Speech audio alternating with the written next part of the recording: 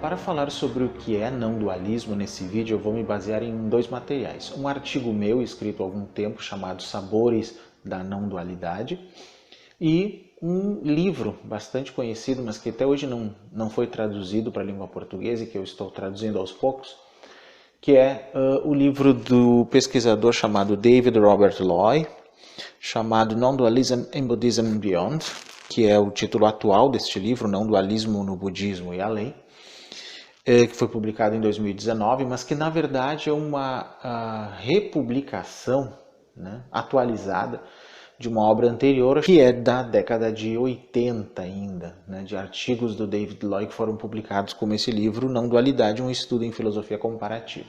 Vocês podem ver aí a capa antiga, né, e a capa moderna, então, essa segunda capa, então, é a edição mais recente da Wisdom Publications de 2019. Interessante é falar que David Loy, que é um acadêmico na área da filosofia e também um praticante do budismo Zen, foi, digamos assim, o primeiro pesquisador ocidental a tentar, digamos, fazer uma pesquisa mais profunda sobre o não dualismo dentro das tradições orientais e também um pouco na filosofia oriental. Até então, ninguém tinha feito esse tipo de trabalho. E o grande mérito de sua obra é exatamente demonstrar o não dualismo em várias formas, né? Em várias filosofias e religiões diferentes. Mas como eu digo nesse artigo que eu escrevi em 2019 também, Sabores da Não Dualidade, na espiritualidade universal, o conceito de não dualismo ou não dualidade significa não dois, primeira coisa, né? Ou então um indivíduo sem um segundo. Então refere-se primariamente a um estado maduro de consciência no qual a dicotomia do eu-outro é transcendida. E a consciência é descrita como sem centro e sem dicotomias. Embora esse estado de consciência possa parecer espontâneo, geralmente segue uma preparação prolongada por meio da prática ascética ou meditativa, contemplativa, que pode incluir injunções éticas também. Enquanto o termo não dualismo é derivado do Advaita Vedanta, descrições da consciência não dual podem ser encontradas no hinduísmo, o estado de Turiya, Sahaja, no budismo, conceito de vazio, Paranishpana, Vipa, e tradições ocidentais cristãs e neoplatônicas, a gnosis ou união mística dentro da filosofia grega.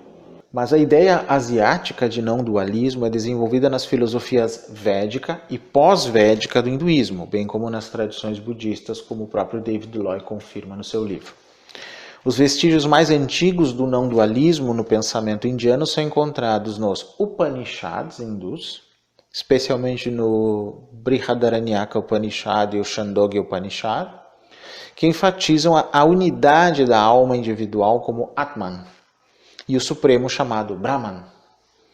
No hinduísmo, o não dualismo tem se associado mais comumente à tradição Advaita Vedanta de Adi Shankara, ou simplesmente Shankara.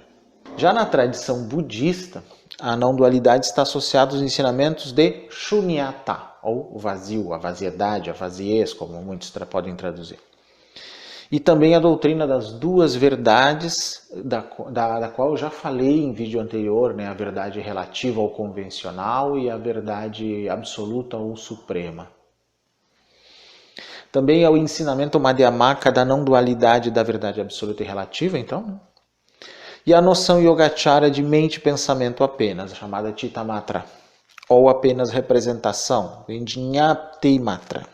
Quando se refere ao não dualismo, o hinduísmo geralmente usa o termo sânscrito Advaita, enquanto o budismo usa Advaya, que literalmente então quer dizer não dois, né? O tibetano é Nime, o chinês Puer, o japonês Funi.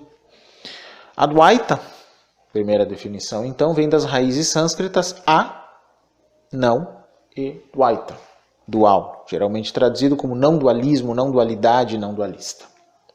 O termo não dualismo e o termo Advaita, do qual se origina, então, são termos polivalentes. Já Advaya, que é a versão budista do termo, também é uma palavra sânscrita que significa identidade única, não duas, sem um segundo, e tipicamente se refere à doutrina das duas verdades do budismo Mahayana, especialmente Madhyamaka.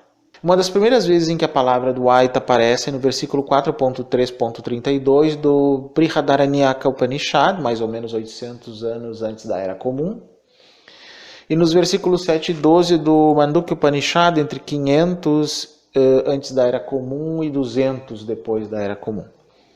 O termo aparece no Brihadaranyaka Upanishad na seção com um discurso da unicidade de Atman, que é a alma individual, e Brahman, consciência universal, que diz o seguinte, esse trecho inclusive.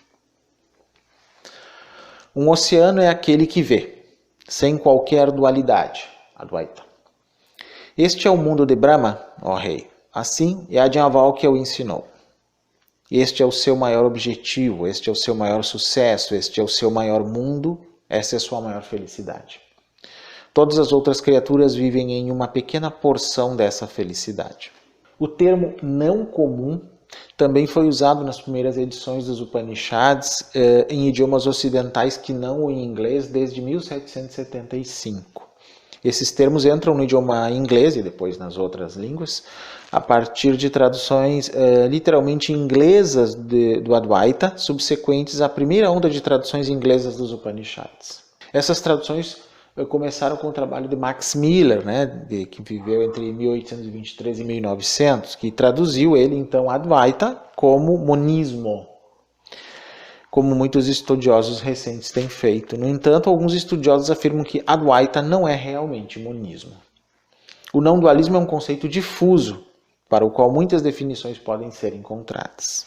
Segundo Espen e Nikolov, por exemplo, o não dualismo é o pensamento de algumas escolas hinduístas, budistas e taoístas, que em geral ensina que a multiplicidade do universo é redutível a uma realidade essencial.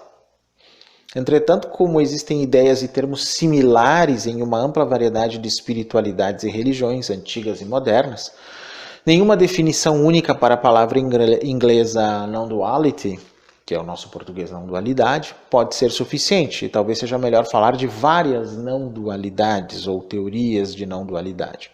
No caso de David Lloyd, como eu citei no início, que é o autor desse livro, então, que eu falei, não-dualidade, ele vê a não-dualidade entre sujeito e objeto como um fio comum no taoísmo, no budismo Mahayana e no Advaita Vedanta. E então ele distingue o que se chama de 5 sabores da não-dualidade, que ele cita no seu livro, né? Quais seriam esses 5 tipos de não-dualidade que depois mais adiante nós vamos falar um por um. Seria, primeiro, a negação do pensamento dualista em pares de opostos. O símbolo yin e yang do taoísmo simboliza a transcendência desse modo de pensar dualista. O segundo tipo de não-dualidade é o chamado monismo, então, que foi falado agora há pouco, que é a não pluralidade do mundo. Embora o mundo fenomenal apareça como uma pluralidade de coisas, na realidade elas são de um único pano de fundo. O terceiro tipo de não-dualidade é Advaita, ou seja, a não diferença de sujeito e objeto, ou não dualidade entre sujeito e objeto. O quarto tipo, então, de não dualidade seria Advaya, que seria a visão budista, né? A identidade dos fenômenos e do absoluto. A não dualidade da dualidade e a não dualidade em si. A não dualidade da verdade relativa e da verdade última é encontrada no budismo Madhyamaka e na doutrina das duas verdades. E o quinto tipo de não dualismo, o misticismo, uma unidade mística entre Deus e o homem, também chamado união mística ou união mística.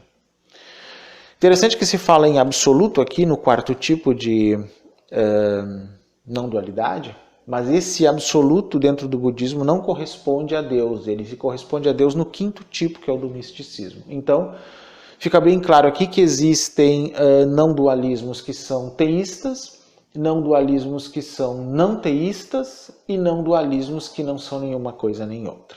Então a ideia do não dualismo é contrastada com o chamado dualismo, sendo então o dualismo definido como a visão de que o universo e a natureza da existência consistem em duas realidades, como Deus e o mundo, ou Deus e o diabo, ou mente e matéria e assim por diante. Por exemplo, a dualidade mente-corpo, por exemplo, que é um dos grandes problemas de toda a neurociência. Ou a dualidade, como se diz, o ser humano e a divindade, a dualidade existente entre Deus e um diabo, ou um opositor, que vem desde o zoroastrismo, o masdeísmo, e que foi muito trabalhada pelo maniqueísmo, que foi uma filosofia religiosa que existiu nos primeiros séculos do cristianismo, e que pouca gente sabe que o maniqueísmo chegou até a China, e que lá foi praticado em alguns lugares até o século XIV praticamente. Essa é uma informação que nos vem através de Mircea Eliade, por exemplo. E as ideias da não dualidade elas têm sido ensinadas em um número bem variado de tradições modernas, filosofias modernas também, que vão desde teosofia até algumas coisas chamadas New Age, mas isso de um modo muitas vezes distorcido também. Então, só para dar um exemplo para vocês em que tipo de doutrinas, religiões, o não dualismo é de alguma dessas 5 formas praticado, e depois eu vou falar melhor sobre cada uma delas, temos, por exemplo, o hinduísmo, que é um nome ocidental, na verdade, né, impreciso para um grande número de tradições religiosas da Índia, que não são budistas nem jainistas. Então, nos Upanishads, que ensinam uma doutrina que foi interpretada de uma maneira não dualista, principalmente Tat Tvam Asi, tu és aquilo. O Advaita Vedanta de Shankara, que ensina que uma única consciência pura é a única realidade e que o mundo é irreal, Maya. Formas não duais do Tantra hindu, por exemplo, né, o Shivaíta, incluindo o Shivaísmo da Caxemira e o Shaktismo centrado na deusa. Sua visão é semelhante ao Advaita, mas eles ensinam que o mundo não é irreal, mas a verdadeira manifestação da consciência. Então existem essas variações mesmo dentro das práticas do hinduísmo.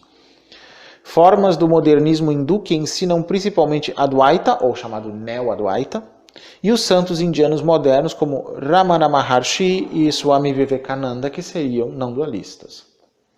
Isso dentro do que se chama de hinduísmo, imprecisamente. No budismo nós temos 3 doutrinas específicas, filosoficamente falando, que são de uma forma ou de outra não dualistas, que é a Shunyatavada, a Vijñanavada e a Tathagata-garbha. O que é cada uma dessas coisas, esses nomes estranhos em sânscrito? Bom, a Shunyavada, ou Shunyatavada, é a visão da vacuidade, que vem pela escola Madhyamaka, que sustenta que existe uma relação não dual, ou seja, não há separação verdadeira entre a verdade convencional que nós percebemos, né? Seja pelos nossos sentidos, pelo processamento no nosso cérebro, pela nossa memória e como nós interpretamos o mundo. Então, não há separação verdadeira entre essa percepção da realidade e a verdade última, bem como entre o samsara e o nirvana. Existe uma complementaridade entre esse processo.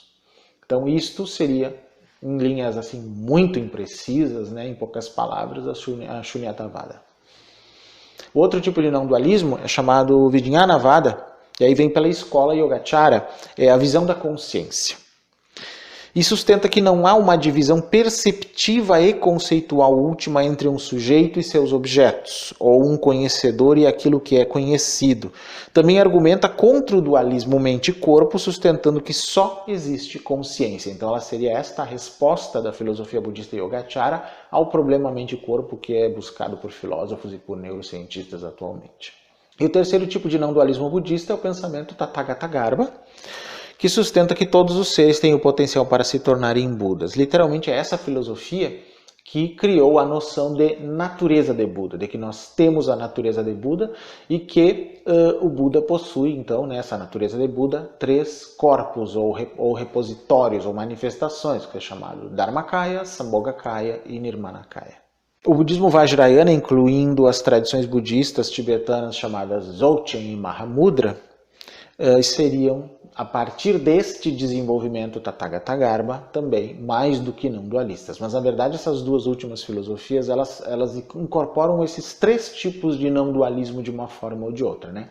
O não dualismo do vazio, o não dualismo da consciência como sendo a manifestação de tudo e a consciência como sendo natureza de Buda, que é a terceira visão. O próprio Zen, com a sua ideia de interpenetração, também seria uma forma de não dualismo. Mas o sikhismo também é uma religião que tem um princípio não dualista na sua visão de que, embora ele tenha uma visão dual na percepção entre Deus e os homens, existe na filosofia de Bhai Vir Singh uma interpretação não dual, então dentro do próprio sikhismo. O taoísmo também tem uma visão não dual e ele ensina a ideia de uma única força universal, sutil ou poder criativo cósmico chamado Dao. A gente diz Tao, mas a pronúncia certa em chinês é Dao. Dao. Que quer dizer caminho. Existe ainda um movimento espiritual chamado Subud, que é um movimento que nasceu na Indonésia nos anos 20, que foi fundado por Muhammad Subud Sumohadewijodjo, que morreu em 1987, e dizem que o Gurdjieff, bem conhecido esse filósofo, né, teria sido iniciado neste movimento. E as tradições abrâmicas, elas têm algum tipo de não dualidade?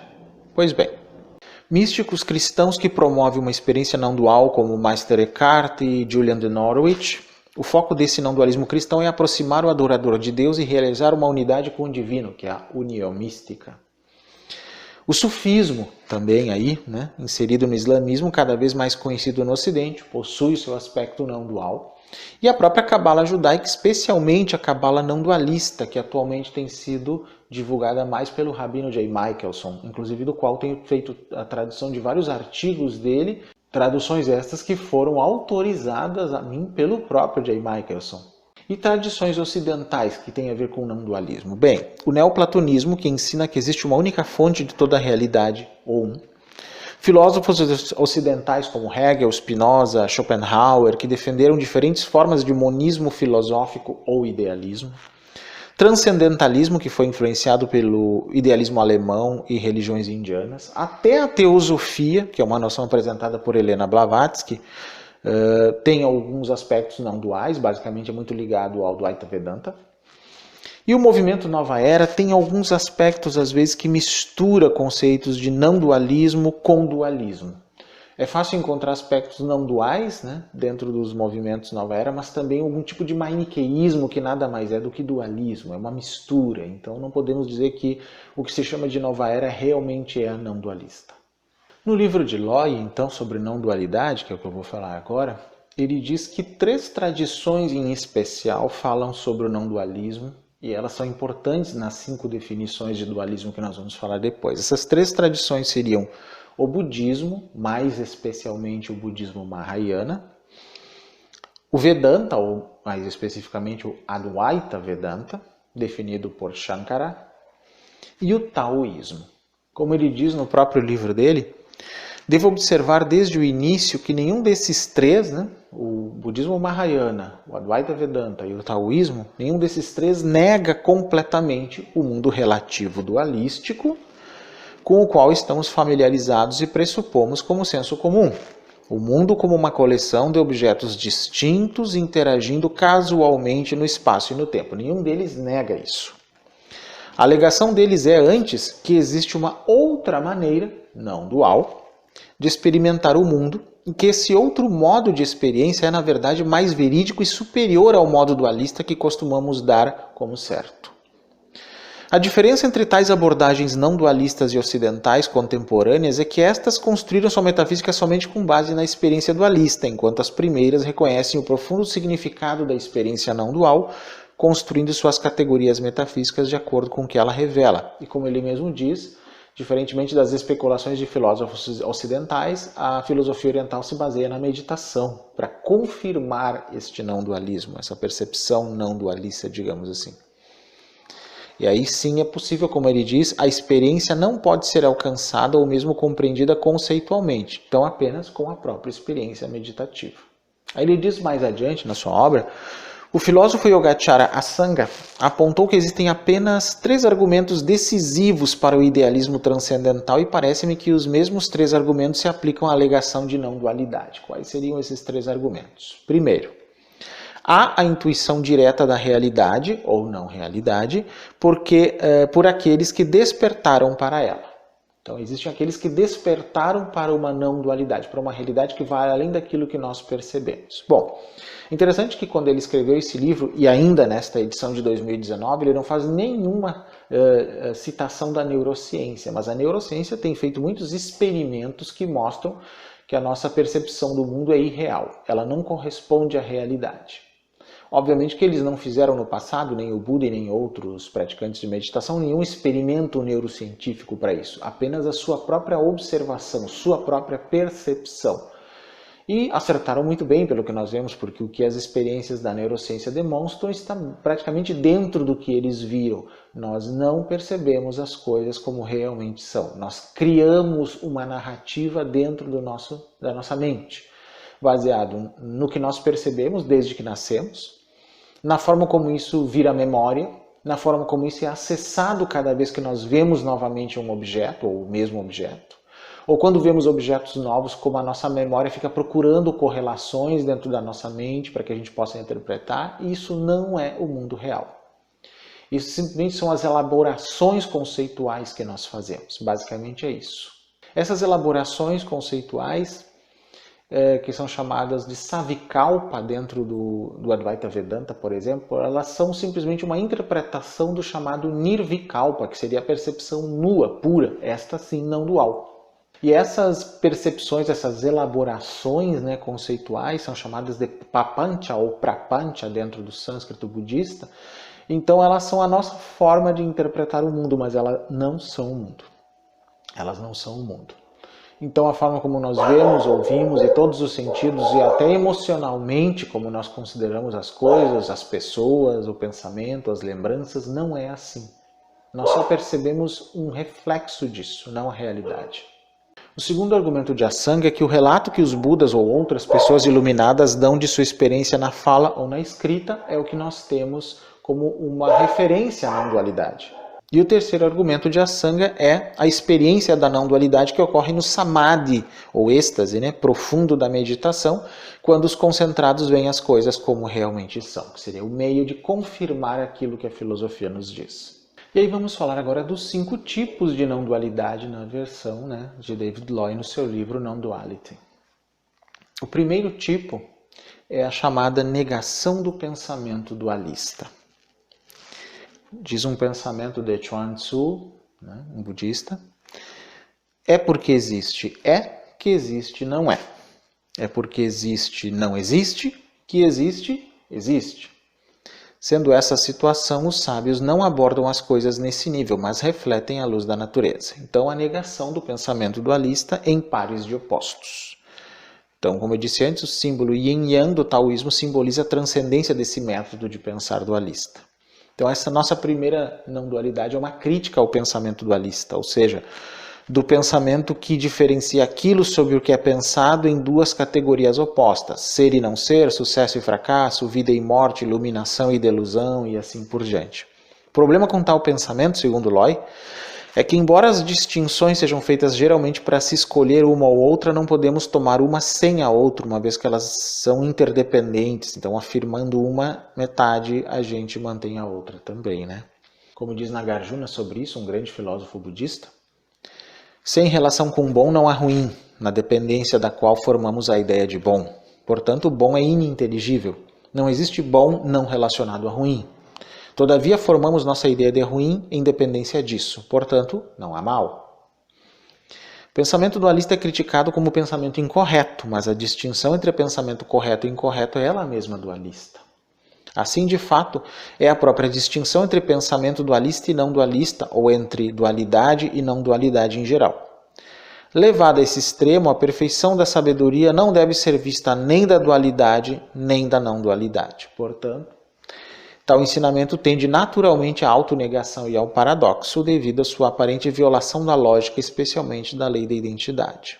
Ou seja, basicamente esse primeiro tipo de não dualismo nos diz que toda vez que nós tentamos ver as coisas de modo dual, com seus pares de opostos, e tentamos tirar um destes opostos, achando que o outro é o melhor, nós eliminamos os dois, ou nós trazemos aquele outro junto.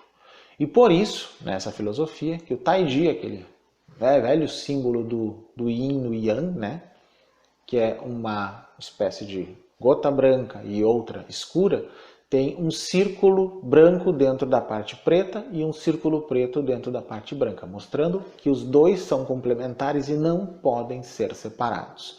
Então essa negação de que o dualismo tem alguma realidade é o primeiro tipo de não dualismo. E aí vamos ao segundo tipo de não dualismo, chamado a não pluralidade do mundo, que também é chamada de monismo. Para quem não sabe, então vai saber agora. O Katha Upanishad sobre isso diz o seguinte num trecho. O que está aqui, o mesmo está lá. E o que está lá, o mesmo está aqui. Vai de morte em morte, quem vê alguma diferença aqui. Somente pela mente, Brahman deve ser realizado. Então, não se vê nela nenhuma multiplicidade. Se vai de morte em morte, quem vê nela alguma multiplicidade. Então, monismo, a não pluralidade do mundo. Embora o mundo fenomenal apareça como uma pluralidade de coisas, na realidade elas são de um único pano de fundo. Elas são de uma única construção. Então essa multiplicidade ela seria aparente nesse sentido. É devido à sobreposição do pensamento dualista que experimentamos o próprio mundo dualisticamente em nosso segundo sentido, então. Como uma coleção de objetos discretos ou objetos distintos, descontínuos. Um deles sendo eu, né, o eu, interagindo casualmente no espaço e no tempo. A negação do pensamento dualista leva à negação dessa maneira de experimentar o mundo. Isso nos leva ao segundo senso de não dualidade, que o mundo em si é não plural, porque todas as coisas no mundo não são realmente distintas umas das outras, mas juntas constituem um todo integral. Teria algum aporte na ciência para isso? Bom, falei que a negação do pensamento dualista pode ser baseada até na neurociência, que diz que nós não percebemos as coisas como realmente são. E aqui acho que a mecânica quântica pode ser invocada. Em que sentido? No sentido de que, por mais que nós pensemos que tudo que nós vemos é muito diferente, é muito múltiplo, num nível energético, num nível quântico, é tudo da mesma natureza. E o que faz com que nós passemos a ver tudo isso como diferente? Bom, nós temos que sair do nível quântico para que isso seja possível.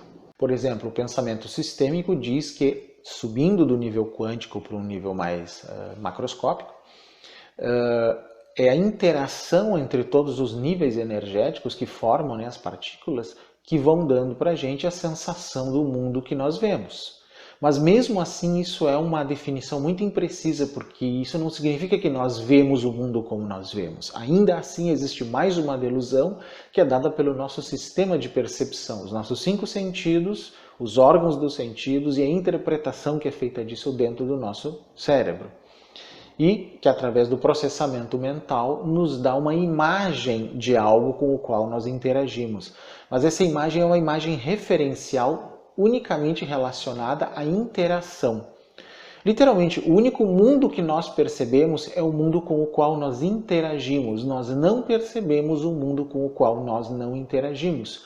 A prova disso é que nós não percebemos raios gama, raios ultravioleta e tantas outras coisas, porque nós não interagimos com as nossas percepções. Não que eles não interfiram em nós, mas nós não interagimos perceptivamente com relação a eles, então não os percebemos. Só descobrimos esses raios através de equipamentos ao longo do tempo e da história da ciência. Então já entendemos dois aspectos da não dualidade. No primeiro caso, de que nossa divisão das coisas em pares de opostos, né, bem e mal, por exemplo, também caem aí, Deus e o homem, ou Deus e o diabo, ou outras oposições, né, são meramente construções.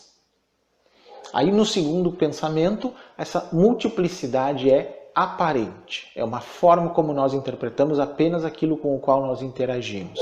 E aí, vamos ao terceiro tipo de não dualidade, que é a não diferença entre sujeito e objeto, e que, segundo Loi, é a não dualidade por excelência, aquela que a gente praticamente atinge pelo equilíbrio meditativo. Essa não dualidade é chamada por Loi de Advaita mesmo, é a não diferença entre sujeito e objeto, a não dualidade entre sujeito e objeto. E há duas formas de negá-lo, na verdade. O Advaita Vedanta diz que o Atman, que seria então a parte imortal do ser humano, não é um complemento do divino, mas que não existem as duas coisas, o eu e o divino. Tudo é o divino. Então, neste sentido, o Atman ele é idêntico ao divino e só por isso não é ilusório. Todas as percepções de separação é que são ilusórias. Já na visão budista, o Buda nega o próprio eu. Para ele não há uma alma imortal e, portanto, isso é uma grande delusão e só existe a presença pura, que é a percepção de Prajna, a sabedoria que percebe a realidade como ela é. E aí nós, inclusive, chegamos nesse ponto, né, no quarto tipo de não dualismo, que é a identidade dos fenômenos e do absoluto. Advaya, né, que é o nome budista para isso, que é a não dualidade da dualidade e a não dualidade. Como assim? A não dualidade da verdade relativa e da verdade última encontrada no budismo Madhyamaka e na doutrina das duas verdades. Quando eu falo aqui o absoluto, esse é um termo que pode causar dúvida, porque em muitos lugares absoluto é um epíteto de Deus, por exemplo, né? Absoluto é dito dentro do sufismo. Mas aqui absoluto, na visão budista, não corresponde a uma divindade, corresponde à natureza da realidade. Digamos assim, num nível mais profundo, filosoficamente falando, que a natureza da realidade pode ser vista de uma forma teísta e de uma forma não teísta, não necessariamente ateísta, porque não é uma negação. Se fosse uma negação, seria um dualismo. Simplesmente não ter esta noção. Mas, de qualquer forma, tanto um teísta, um Advaita Vedanta, por exemplo, quanto um budista, que seja Mahayana principalmente, estão falando, nesse caso, da não dualidade, sobre o absoluto não dual. Porém, o Advaita Vedanta, ele reifica este absoluto não dual e o vê como uma categoria de um ser existente, que para nós, no Ocidente, nós chamamos de Deus. O budista Mahayana não reifica, não transforma isso num ser materializado e apenas o vê como um absoluto sem forma, sem qualidades e que não é um ser, mas também não é um nada nesse sentido. Ele é pleno, na verdade, ele é onde tudo se manifesta, embora não se cria. E essa é uma diferença bem interessante também. Até mesmo porque dentro do sistema do Advaita Vedanta, mesmo Brahman não é em si o criador. Ele não é, nesse sentido, tão ativo quanto a divindade das religiões abraâmicas, digamos assim, né? E aí o quinto tipo de não dualismo é a possibilidade de uma união mística entre Deus e o homem, chamada união mística, mas também chamada de misticismo, que é esta união mística, né? É uma união mística com a experiência divina ou absoluta. Interessante aqui que derivando do neoplatonismo e da renoscis, né? A união mística é conhecida popularmente como união com Deus ou absoluto. No século XIII, o termo união mística passou a ser usado para se referir ao casamento espiritual, o êxtase ou arrebatamento, que foi experimentado quando a oração foi usada para contemplar a onipresença de Deus no mundo e Deus em sua essência. No século XIX, sob a influência do romantismo, essa união foi interpretada como uma experiência religiosa que fornece certeza sobre Deus ou uma realidade transcendental. Um proponente influente desse entendimento foi William James, que afirmou que nos estados místicos ambos nos tornamos um com o absoluto e tomamos consciência de nossa unidade. William James, né, famoso psicólogo, popularizou esse uso do termo experiência religiosa no Variedade da Experiência Religiosa, que é um livro bem conhecido dele, contribuindo para a interpretação do misticismo como uma experiência distinta comparável às experiências sensoriais. As experiências religiosas pertenciam à religião pessoal, que ele considerava mais fundamental do que a teologia ou o eclesiasticismo. Ele deu uma interpretação perennialista à experiência religiosa, afirmando que esse tipo de experiência é finalmente uniforme em várias tradições, que é a chamada filosofia perene, né, que é bem antigo esse conceito. Mas, de qualquer forma, David Lloyd também diz, e outros pesquisadores, que essa noção de não dualidade aparece em vários lugares diferentes, em várias filosofias. Existem várias, digamos assim, existe em Plotino, no Uno de Plotino, existe no taoísmo, existe no budismo Mahayana, existe no Advaita Vedanta, existe no sufismo, existe na Cabala, no conceito de Ein Sof. Na verdade, o que quase todas essas formas querem dizer é que a verdadeira natureza da realidade é não dual. Ela não depende de uma divisão polarizada ou maniqueísta entre bem e mal, luz e trevas. Ela não depende da multiplicidade das coisas, mas tudo estaria num nível de consciência realmente uno, de onde tudo é de certa forma emanado, e a partir dali nós temos a percepção, né, ilusória, né, equivocada, de uma multiplicidade. Mas que neste nível é que estaria a grande realidade das coisas. Na verdade, só fica faltando nesse vídeo uma interpretação mais técnica e científica desse não dualismo. E isso eu farei num vídeo futuro, fazendo uma comparação com a teoria do filósofo integral Ervin Laszlo, um filósofo húngaro que escreveu muito sobre a teoria do campo akáshico, né? E que se encaixa perfeitamente nessa questão da não dualidade. Então, quando eu falar sobre ele num vídeo, isso que eu estou falando agora vai ficar bem mais claro de que existe um campo de realidade não dual, que é totalmente diferente do que nós imaginamos, que é não conceitual, que não é sujeito à dualidade ou às polarizações, que não é nem criador, nem não criador, que é eterno, em que o tempo presente é o único que existe, pois não há passado, nem presente, nem futuro, mas um presente contínuo, que se nós reificamos este campo, ele pode ser chamado de Deus por alguns, e se nós não reificamos este campo, ele pode ter outros nomes, Dharmakaya, vazio, absoluto, ou seja o que for que nós queiramos dizer, mas é possível conciliar essas divergências através de uma explicação mais profunda, como essa que Ervin Laszlo propõe nos livros dele, e que nós veremos em vídeos futuros. Sei que esse é um tema bem complexo, falar sobre não dualidade em alguns minutos, né? Mas já dá uma ideia para vocês do que é uma ciência espiritual que se baseie também neste conceito de algo não dual, que não precisa ser aquele conceito comum das religiões, né? Nem baseado em rituais e nem dogmatismos, mas algo que propõe, através da experiência meditativa, que se atinja até ele. Também vamos preparar um vídeo futuro com alguns exercícios de prática não dual, para que vocês possam ter uma mínima ideia do que eu estou falando.